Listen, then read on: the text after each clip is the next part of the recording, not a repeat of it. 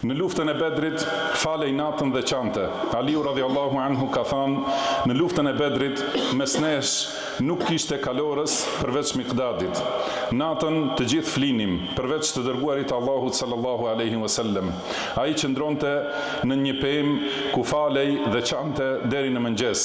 Transmeton Ahmedi ibn Khuzaimi dhe ibn Hibban. Pas luftës, pasi pranoi shpagim nga robrit e luftës dhe kur Zoti I tij e qortoi, filloi të qaj nga frika ndaj Allahut. Omeri radhiyallahu anhu thot, shkova në mëngjes te profeti sallallahu alaihi wasallam, ndërsa ai ishte ulur me Abu Bekrin dhe I gjeta duke qarë. Thash, o I dërguari I Allahut, më trego ç'të ka shtyr ty dhe shokun tënd të qani. Nëse më shkakton mua të qaj, do të qaj, e nëse jo, atëherë do të bëj sikur qaj për shkak të qarjes suaj. Profeti sallallahu alaihi wasallam tha, po qaj për shkak të shpagimit që ma ofruan shokët e popullit tënd.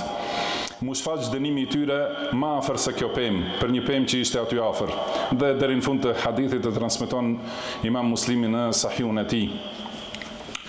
Pejgamberi sallallahu alaihi wasallam e donte edhe dëgjimin e Kuranit nga të tjerët dhe kështu I zbutej zemra dhe I rridhnin lotët nga frika, për ulësia dhe meditimi në ajetet që I dëgjon. Nga Ibn Mesudi radhiyallahu anhu transmetohet se ka thënë profeti sallallahu alaihi wasallam më tha, më lexo Kur'an. Unë I thash, o I dërguari I Allahut, si të lexoj ty kur ty të ka zbritur?